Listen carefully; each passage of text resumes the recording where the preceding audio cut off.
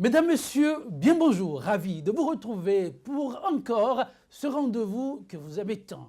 L'émission, c'est 100% Bénin. Et pour nous embarquer pour 45 minutes, nous allons nous arrêter sur un sujet devenu comme la tasse de thé de la plupart des Béninois. Eh bien, le mois de mars sera celui de la révision de la Constitution. C'est la phrase fétiche qui, telle une boutade, lancée par le garde des Sceaux, ministre de la Justice, Joseph Diogbenou, alimente depuis quelques jours la polémique et en rajoute aux suspicions nées de la non-publication du projet de la nouvelle Constitution telle envisagé par l'exécutif.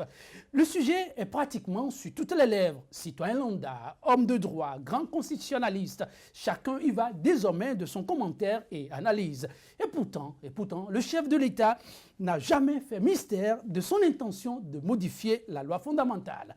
Il est voué aux gémonies pour plus d'un, simplement parce que la période ne s'y prêtait pas, car, dit-on, trop opportuniste. Eh bien, aujourd'hui, la question se pose, mais avec d'autres regards. Serait-ce l'impasse réservée au projet hier qui se profile à l'horizon?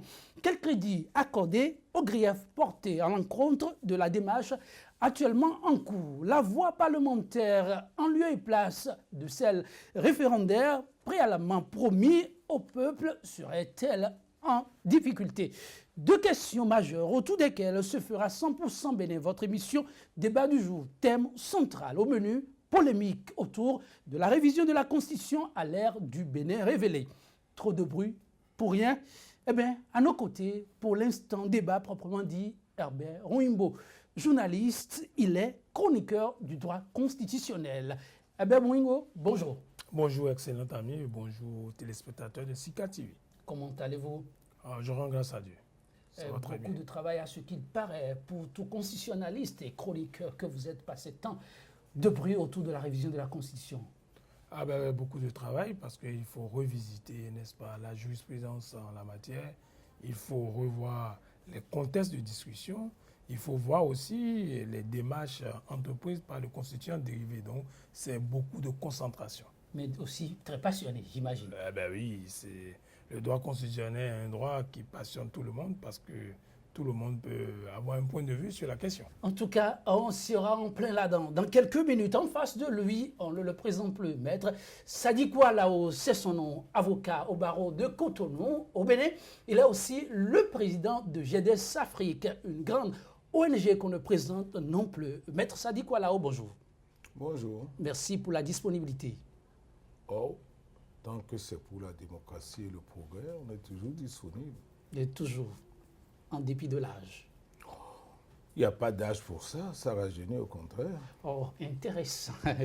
Déjà 26 ans d'existence, la Constitution béninoise a toujours, dit-on, de quoi faire école. Mais entre les lignes, révèle-t-on, par endroits, s'impose un toilettage profond. L'initiative maintes fois prise pour parfaire l'existant, c'est chaque fois soldée par un échec cuisant. La période choisie ayant souvent posé problème. En plein début de mandat, comme pour faire la différence, Patrice Talon s'essaie au même exercice, mais déjà des réticences et récriminations. Et pourtant, à leur candidat, la révision de la Constitution était l'un des thèmes phares durant sa campagne. Je me retourne alors vers Herbert Rouimbo. Herbert, le tollé observé actuellement autour de ce projet, alors même que le candidat l'avait annoncé, alors aussi que le contexte a carrément changé. Quelle lecture le chroniqueur en fait, en définitive? En définitive, je fais une lecture suivant un prisme à trois côtés. C'est-à-dire que, premièrement, la question récurrente de la révision de la Constitution est une question qui est entrée déjà dans le domaine du fétichisme, pas constitutionnel, mais du fétichisme politique. C'est-à-dire que les Béninois estiment que la Constitution est désormais une chose très importante, que la toucher devait faire l'objet non seulement de débats, mais de beaucoup d'attention. Donc c'est entré dans le domaine du sacré, désormais. Parce que toutes les tentatives pour tenter de modifier la loi constitutionnelle est souvent heurtées à des obstacles, soit par le contexte, soit par d'autres considérations, soit par la méthode. Le second plan? Le second plan, c'est que la révision constitutionnelle, lorsqu'elle n'est pas menée avec méthode, eh bien, elle laisse libre cours à l'imagination béninoise et à des interprétations qui finalement plombent l'idée première. Et le troisième? Le troisième, c'est que la révision de la Constitution, lorsqu'elle emprunte les portes closes, eh bien, elle est considérée comme de la brutalité juridique et donc on lui dénie une certaine légitimité parce que le peuple, l'opinion, estime qu'elle n'est pas associée, donc pas conséquent. Tout ce qui se fait sans l'impliquer est considéré comme quelque chose de suspect. Nous allons très rapidement recueillir l'avis de Maître Sadiko Alao. Maître Sadiko Alao, témoin de l'histoire du Bénin indépendant, vous l'êtes aussi du Bénin révolutionnaire puis démocratique, donc témoin vivant de la constitution béninoise qui subit plusieurs assauts répétés, on en est à un autre. Aujourd'hui, il y a comme une levée de bouclier autour de la préoccupation, la révision de la loi fondamentale. Comment vous l'expliquez, bien que les contextes aient changé? Eh bien, je crois que, comme l'a dit tout à l'heure le chroniqueur, il y a beaucoup de non-dits. Bien qu'on ait promis lors de la campagne qu'on allait faire une révision de la Constitution, si vous examinez de très près la méthode utilisée, vous comprendrez qu'il y a comme une sorte, je ne dirais pas de fétichisme, mais de cachotterie. Au départ, nous connaissons dans ce pays ceux qui ont travaillé et qui continuent de travailler sur la nécessaire relecture de notre Constitution. Nous en connaissons les pères fondateurs. Il est quand même surprenant que lorsque, au lendemain d'une élection, on met sur pied une équipe pour réfléchir à la question, qu'on ne mette que des amis, des proches, teintés de certaines personnes dont on connaît quand même la notoriété, et pour gaspiller une partie des ressources publiques, soi-disant pour réfléchir. Pour certains, et la majorité d'entre eux, c'est la première fois qu'ils réfléchissaient à un problème de loi fondamentale. Vous voulez dire que les têtes pensantes avaient été mises de côté? Oui, mais écartées. J'ai fait des conférences pour dénoncer cette situation, pour dire, mais vous voyez dans la commission des gens comme un cheveu sur la soupe, qui ne se sont jamais mêlés de ce débat, qu'on a voulu récompenser sans que je sache même au départ qu'il y avait de l'argent qui allait être distribué, mais peu importe. Donc, la démarche a été biaisée dès le départ. Il y a quelque chose qui était comme une nébuleuse. Et puis, les protestations sont arrivées parce qu'au sein même de la commission, certaines têtes pensantes ont dit, mais tout, sauf ce que nous avons toujours considéré comme des acquis. On a laissé la tempête passer un peu. On se dit, il faut quand même remettre ça parce que ça va faire bientôt 1 an, alors que c'était le premier acte. Il faut tout faire pour le faire passer. Mais toujours, la méthode reste la même. Il faut se cacher. Pourquoi dites-vous se cacher? Oui, mais parce que, comprenez bien, regardez tout ce qui se passe au Bénin depuis 1 an. L'acteur principal ne prend jamais le devant. On casse, c'est toujours des prête-noms. On arrête, c'est toujours d'autres personnes.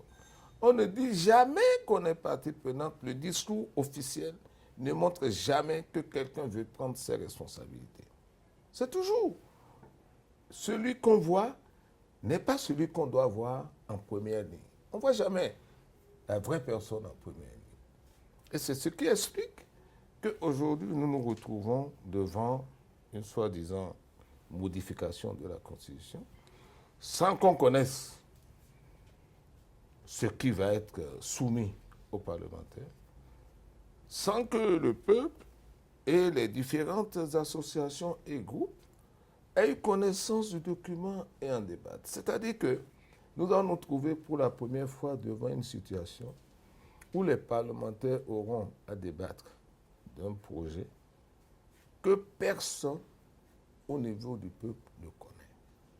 Il y a des instituts de recherche sur la réforme constitutionnelle qui se sont réunis et qui ont débattu même de ce qui avait été débattu et qui s'attendaient à ce que ce texte final à soumettre aux députés au moins leur soit soumis pour examen et pour discussion entre sachants et des instituts universitaires qui se sont attendus à ça, que nous on avait averti en tant que GERDES qu'il y a trop de secrets qui entourent cette affaire. Nous ne voulons pas nous en mêler pour qu'on ne dise pas que demain, mais vous, entre éléments de la société civile, vous en avez débattu. Nous en avons convoqué certains. Nous avons dit, nous devons tous discuter de ce sujet. Tout le monde a dit oui. Mais le dossier n'a jamais été soumis. Il n'y a jamais eu de débat. Il n'y a jamais eu de débat. Mais n'est-ce pas faire économie de vérité qu'aborder le problème sous cet angle? Quand on sait qu'à un moment donné, durant surtout le travail abattu par la commission, les différents composants de la société ont été appelés à verser leurs suggestions à la dite commission. Et ça, ce n'est que secret de polichinelle, maître Sadiko Alao.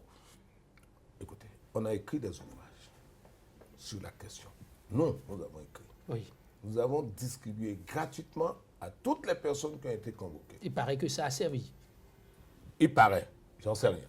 Le chef de l'État lui-même, qui a demandé la copie, en a reçu plusieurs copies, sans parler des autres. Mais si ça a servi, nous n'avons pas la vérité, disons, universelle. Nous n'avons qu'une sorte de vérité. D'autres aussi en ont. Ce à quoi ça a servi, laissez toutes les têtes pensantes voir ce à quoi ça a servi et que les gens se disent, ah oui, enfin, on a fait le choix qui est celui partagé par la majorité des gens. Personne n'a la science infuse. Nous essayons de réfléchir. Nous faisons des propositions. D'autres aussi en font. Mais laissez tout le monde voir ce qui a été finalement fait. Si on tient à publier quelque chose et à soumettre ça seulement au débat, c'est qu'on sait que ce n'est pas partagé par tout le monde. Eh bien oui, bon, oui, les propositions, suggestions rapportées au niveau de la commission et exploitées par les membres ayant siégé, ça compte pour beaucoup de monde. Ça devrait compter. Ça devrait compter et il faut donner la preuve que cela n'a pas été une opération inutile. Un colloque, une odeur sans saveur. Il faut en donner la preuve. Donner la preuve. Et donner la preuve, c'est la Constitution qui décrit que de donner la preuve. Parce que lorsque le gouvernement a entrepris, ou le président de la République, puisqu'il a reçu le rapport en ce qui concerne la commission qui porte le nom du garde des Sceaux, a travaillé, il a reçu le rapport présenté par le jeune constitutionnaliste Joël Aïvo. Et on devrait avoir la preuve que les propositions, même si M. Sadikou émet des réserves sur les têtes qui ont réfléchi au sein de cette commission la plus onéreuse de notre histoire, eh bien, il faut dire qu'on devrait avoir un projet. C'est-à-dire que la Constitution dit que l'initiative de la révision, elle est concurrente au président de la République au moment de l'Assemblée nationale, mais que le projet, quand il s'agit, n'est-ce pas, d'un projet, donc du gouvernement, que le texte est adopté en Conseil des ministres. Donc, adopter en Conseil des ministres un texte qui devait être irrigué par les apports des différentes couches ou bien des différentes personnalités ou organes constitués, je suppose, eh bien, ce texte devrait avoir un visage. Dans le cas présent, le texte n'a pas de visage. On ne le connaît pas. Et on a vu, n'est-ce pas, une sorte de levée de bouclier du vice-président de la commission des lois lorsque des blogueurs innocents avaient estimé que les députés étaient déjà embarqués dans une aventure, même si par ailleurs le directeur de la communication, lui qui maîtrise l'agenda du chef de l'État, estime qu'il y a des consultations dans ce cas, il y a donc inquiétude. Inquiétude à savoir où est le texte qui n'a pas de visage, qui devait être la synthèse des aspirations, mais qu'on ne retrouve pas. Et mieux, Et puis, c'est que le garde des Sceaux fait une sortie fracassante où il rassure que l'étape de l'Assemblée nationale ne devait pas être un problème. Vous avez suivi son intervention. Et donc, c'est l'élément qui déclenche non seulement l'inquiétude, mais jette dans l'opinion publique nationale et internationale un doute parce qu'il y a la parole du président de la République qui est en doute. Vous Comment rappelez? ça? Oui, le président a dit qu'il consultera le peuple. Oui. La voie référendaire. Et par voie référendaire. Le mot est même sorti. Vous vous rappelez son message à la nation. Et nous avions en ce temps rappelé respectueusement au président de la République que la procédure n'était pas ça. Et le juge constitutionnel a été obligé de sortir de ses réserves pour faire une sorte de consultation publique pour rappeler la procédure en matière de référendum.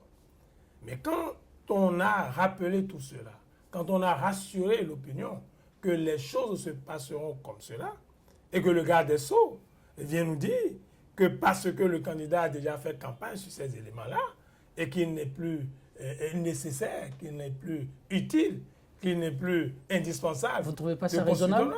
Non, ce n'est pas du tout raisonnable. Pour deux raisons essentielles. La première, c'est que le candidat qui a parlé de ça n'a pas été approuvé par la majorité du peuple. Il était venu au second tour avec ces éléments qu'il a eu à dire. Donc, le peuple qualifié donc, au second tour, qui est une alliance de personnalités, donc de candidats, n'étaient pas tous d'accord sur les points liés à la révision. Et donc, le programme qui a été soumis au peuple, ce n'est pas le premier programme du nouveau départ, c'est devenu le programme de la rupture dans l'arithmétique des suffrages. Même si par ailleurs, le secrétaire général de l'Alternative citoyenne estimait que même si les gens ne venaient pas au secours du candidat au second tour, ils passeraient. Je pense que ça fait partie de la politique fission. Nous sommes dans l'arithmétique politique. Dans l'arithmétique, vous n'êtes pas d'accord pour la démarche dit la du ministre. Oui, dans l'arithmétique politique, les différents acteurs ont contribué à l'avènement du président Patrice Talon. Donc, il n'est donc pas juste de dire, parce qu'il a déjà fait campagne au premier tour sur ces questions-là, alors même que pour le second tour, le langage politique qui a été prononcé, c'est qu'il fallait mettre une rupture claire avec un candidat qui, de toute évidence, nous posait un problème d'intégration. Non, je vais finir sur ce point. Allez-y. Je vais finir sur ce point pour dire que le test n'existe pas, il n'a pas de voyage, il n'a pas de visage.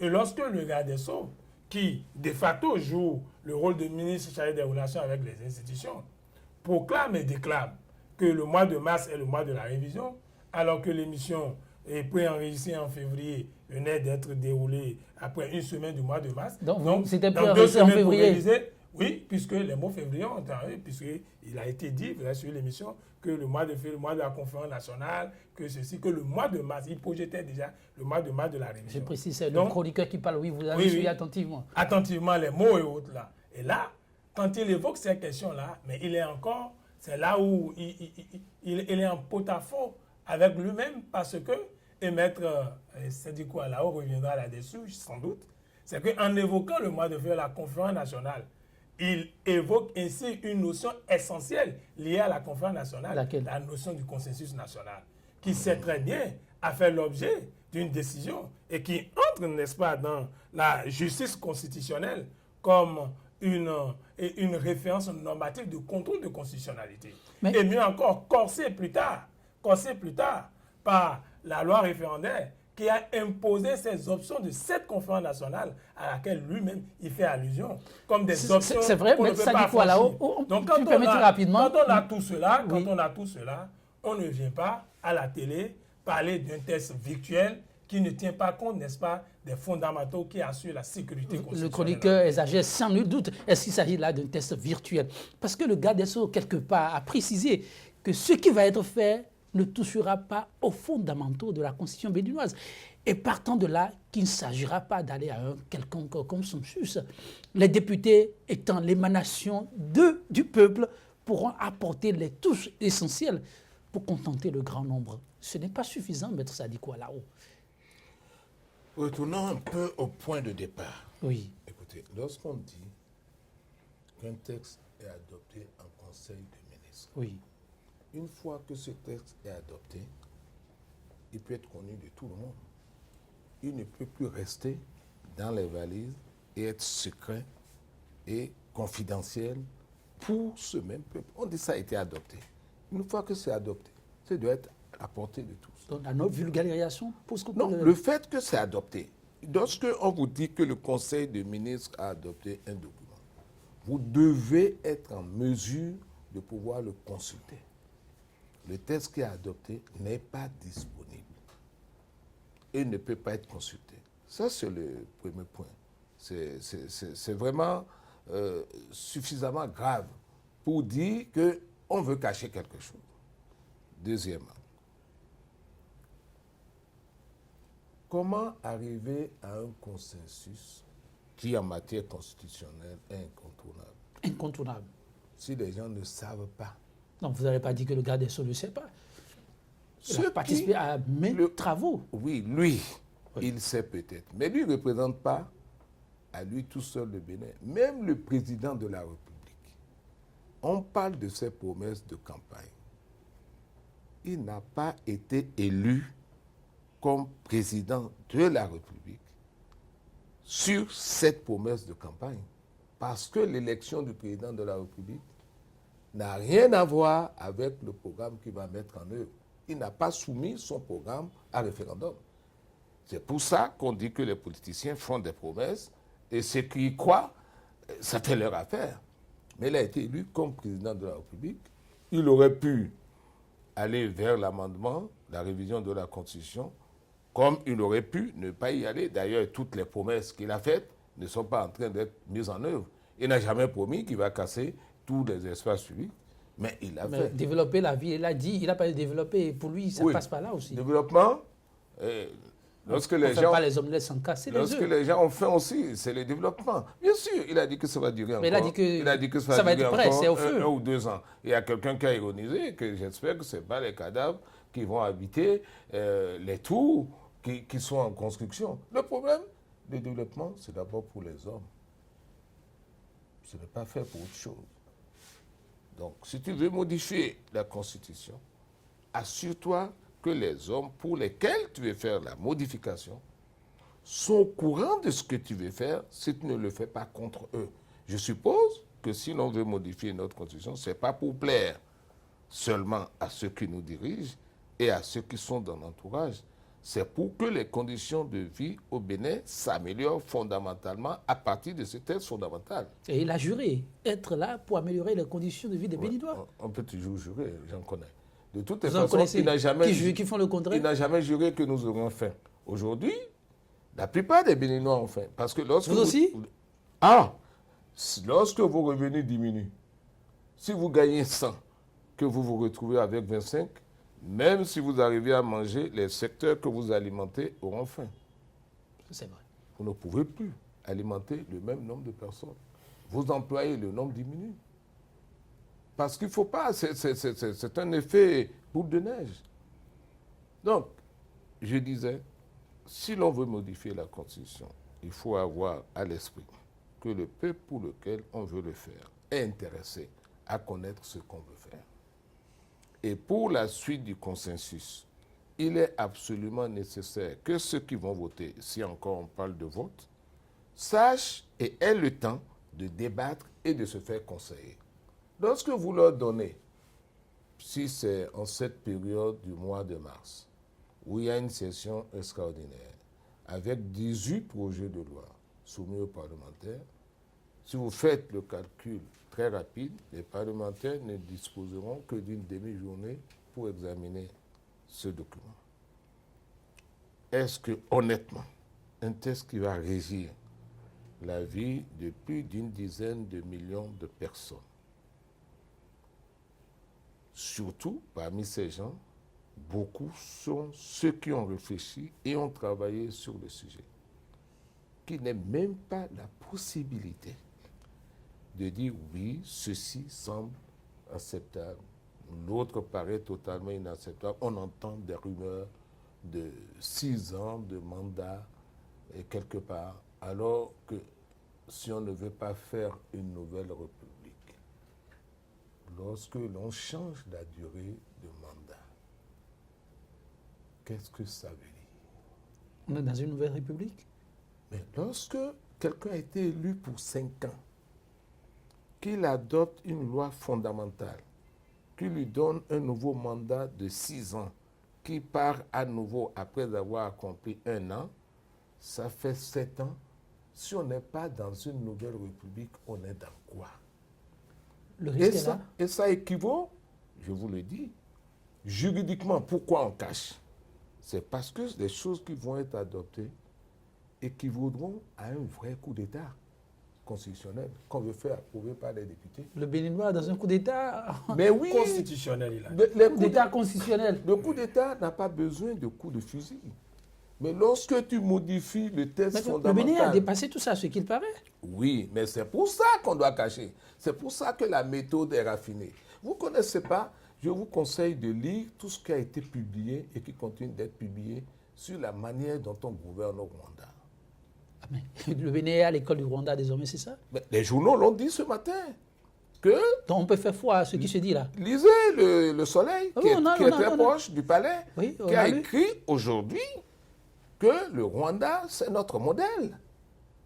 Alors, pour moi, qui ai travaillé et qui continue de travailler sur les dossiers internationaux, qui a été avocat auprès du TPIR, Tribunal pénal international, qui s'est occupé du Rwanda pendant 5 ans. Et je connais les méthodes du Rwanda. Ils sont pas un modèle? Modèle démocratique? Eh Parce que vous y avez travaillé. vous en voyez déjà quelques exemples. Moi, je reconnais bien que le modèle est en marche. Et vous verrez que ce modèle-là ne tient pas compte de la culture des Béninois et ne peut qu'entraîner notre appauvrissement. Et c'est clair. Et lorsqu'on cache, c'est exactement ce qui se passe au Rwanda. On adopte des textes, vous avez adopté à l'unanimité, tout le monde est heureux, mais personne ne le connaît. Mais lorsqu'on fait ce débat, est-ce que ce n'est pas dénier une certaine clairvoyance aux élites du peuple? Eux qui connaissent et qui sont proches de la population, ils connaissent ses souffrances et sont en mesure de faire la part des choses. Vous allez répondre à la question tout à l'heure, mais je me retourne vers le chroniqueur qui est aussi très proche de ces députés. Herbert Govino, qu'est-ce que se passe-t-il lorsqu'on mène ce débat? À croire que les députés ne sont pas dignes de confiance. Et pourtant, tout part d'eux. Non, je crois que le procès qui est fait aux députés est un procès normal. Ce n'est pas pour la première fois que l'opinion nationale s'élève contre des soupçons de positionnement ambigu de nos députés.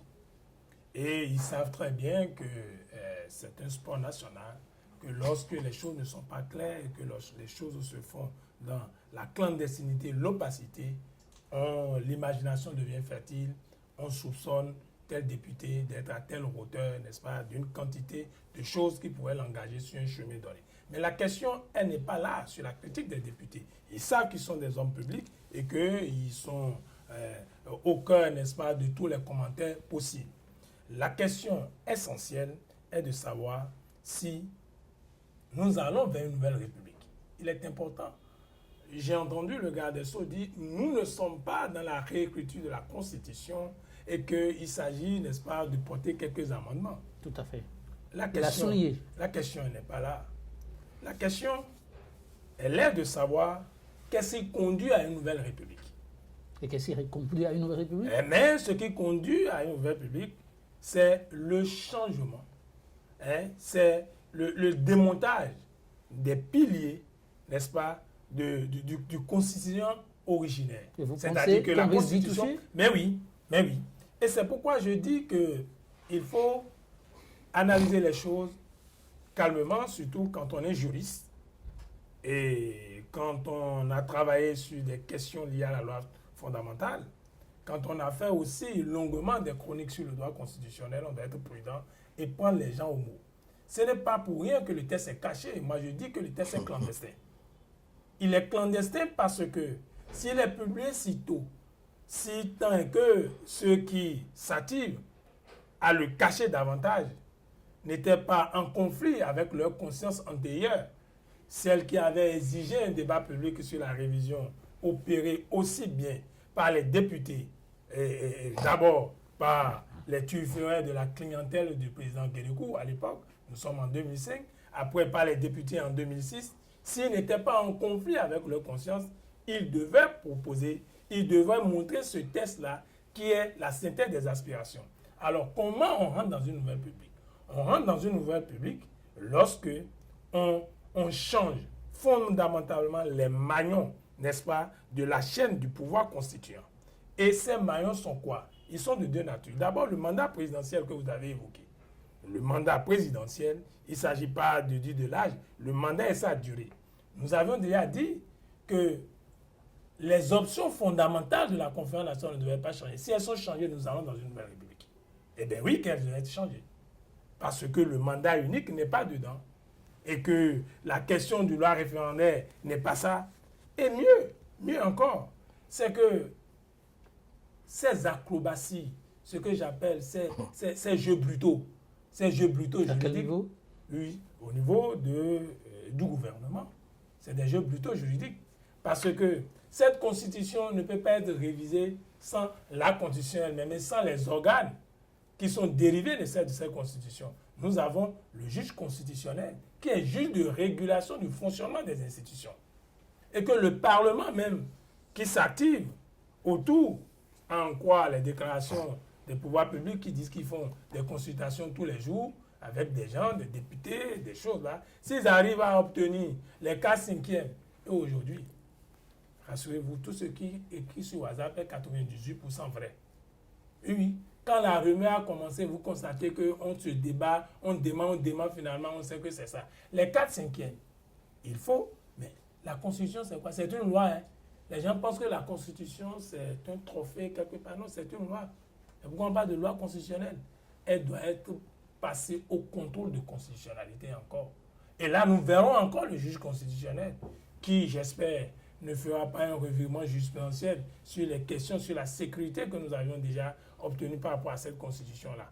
Et donc, oui, c'est caché parce qu'il y a forcément quelque chose qui n'est pas bon à monter aux esprits éveillés. Parce que la question, c'est quoi? Qu'est-ce qui inquiète? Ce sont les esprits éveillés.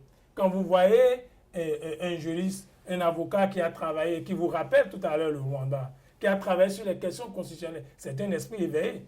Mais pour les gens ordinaires, les citoyens qui s'occupent, n'est-ce pas, du minimum social commun, oui, c'est rien. Et si on publie les tests, ils ne comprendront rien. Mais on le cache pour les esprits éveillés.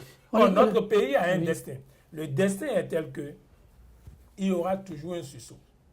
Je me souviens encore comme si c'était hier, en 2005, quand les questions de révision au temps de Kérékou avaient commencé. Il y a un ministre de la République, encore au gouvernement, je ne cite pas son nom, puisqu'il est encore dans l'actuel gouvernement, qui a osé, c'était le courage extraordinaire, on n'a jamais vu. Il est allé contre la révision de la Constitution alors qu'il était encore en pleine mission. Ça veut dire que le destin peut encore se jouer. Beaucoup de surprises en vue par rapport à ce projet. Maître Salikou Alao, il évoque le dossier sous l'angle d'esprit éveillé auquel on veut cacher ce projet de révision.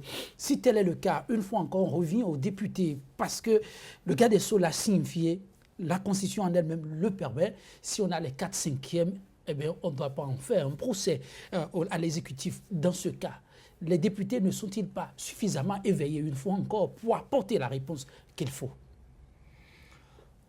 Je vais répondre à votre question un peu de manière négative. Négative. En vous renvoyant à l'histoire récente. Laquelle? De l'élection du président de l'Assemblée? Par exemple, lorsque on vous dit que les députés, c'est quand même des esprits éveillés, n'oubliez pas que la majorité des députés n'a pas l'encadrement technique qu'il faut pour bien comprendre l'ensemble des textes qui leur sont soumis. Ils n'ont pas l'encadrement, ils n'ont pas des conseillers techniques, ils n'ont pas des assistants techniques, ils n'ont pas de capacité de recherche, tous n'ont pas de bureau, de connexion pour faire les recherches.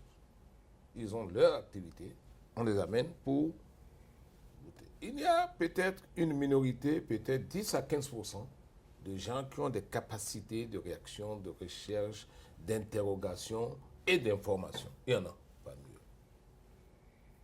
Mais avec tout ce qu'ils ont pu quand même adopté récemment un budget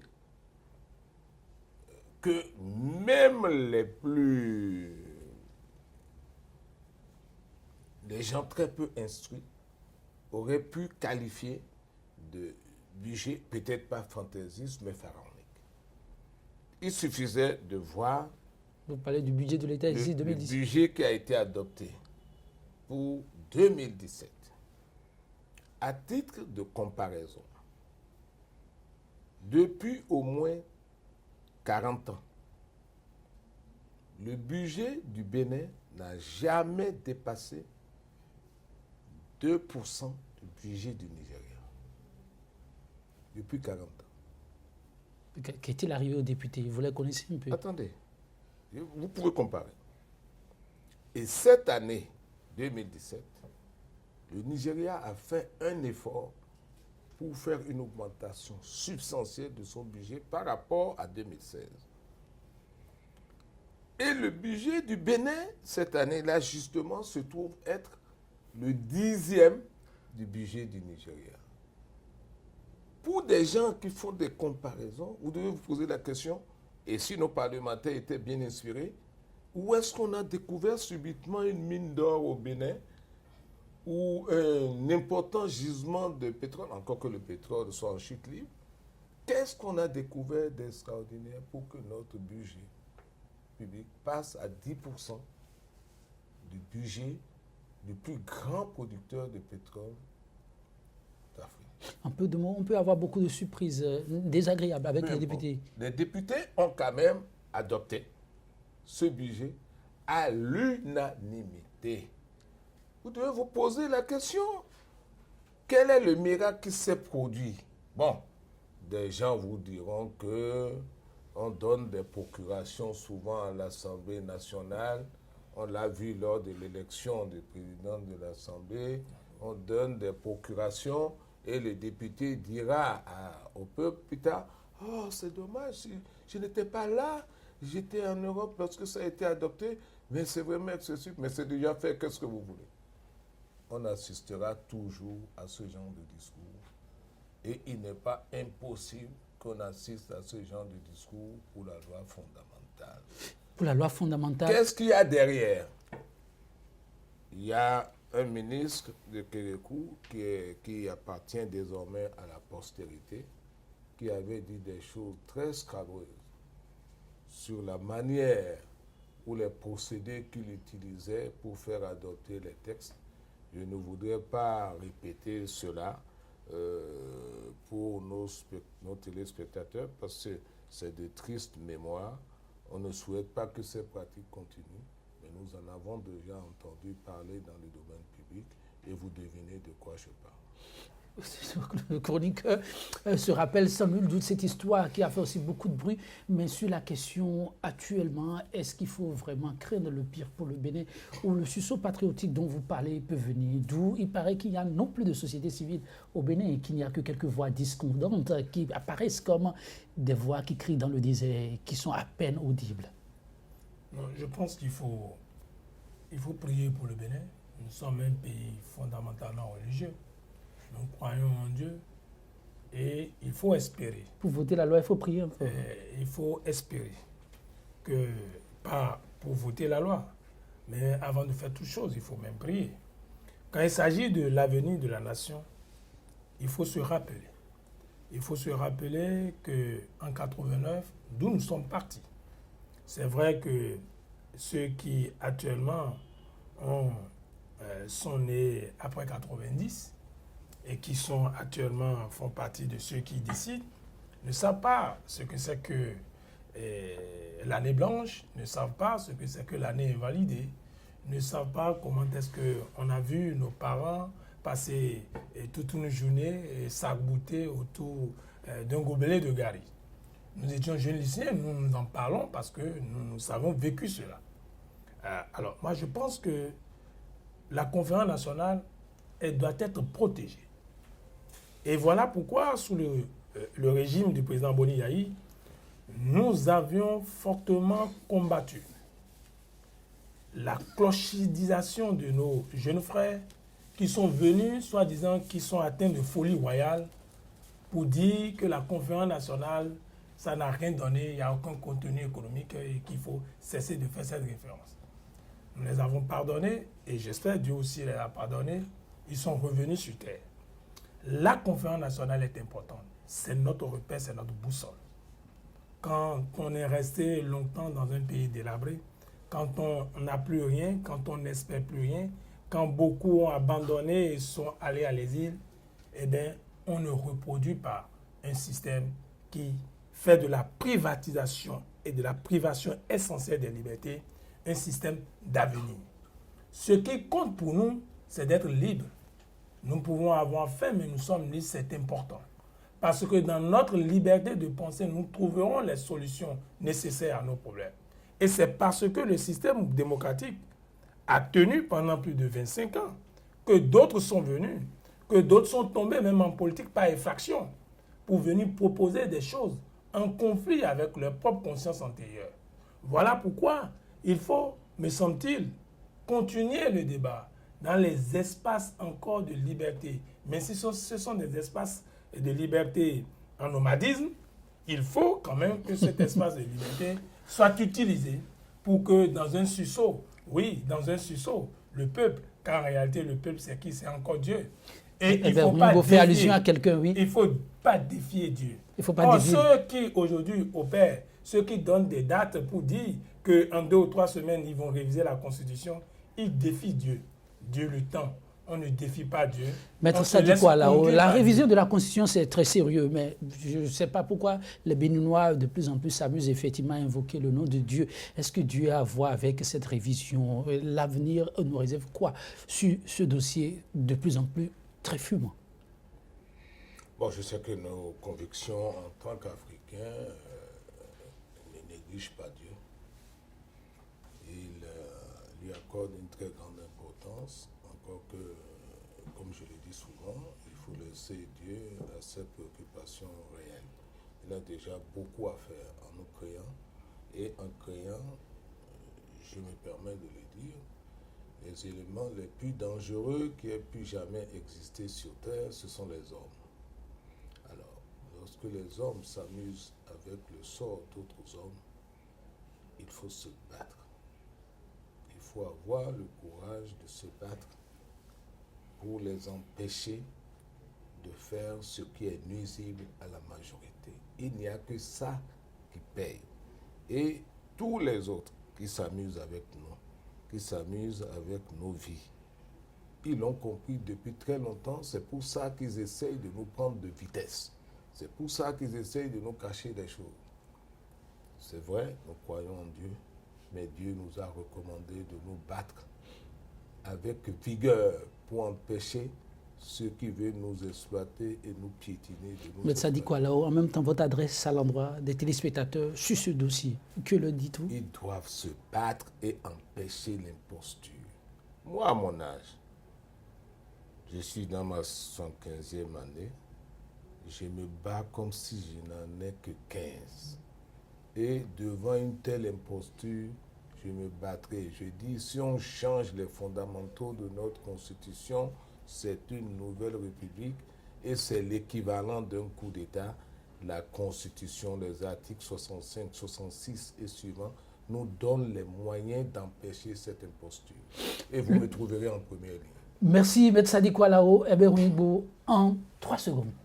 Non, moi je voudrais inviter les Béninois, je voudrais inviter l'élite à avoir la raison en éveil et l'intelligence en alerte. Merci beaucoup. Avoir la raison en éveil et l'intelligence en alerte. C'est le mot de Herbert Rungbo qui résume aussi celui de Maître Sadiko Alao. Merci à vous tous d'avoir contribué à l'enrichissement de ce débat. Mesdames, Messieurs, 100% Bénin, le numéro du jour, nous y mettons définitivement un terme et ce sera sur cette citation de l'essayiste, romancier, dramaturge français Albert Camus. Je cite, « Il n'y a pas d'ordre sans justice et l'ordre idéal des peuples réside dans le bonheur. Et pour faire son bonheur, il faut penser à son pays quotidien. » Merci pour avoir été une fois encore des nôtres. Prenez soin de vous et à très bientôt.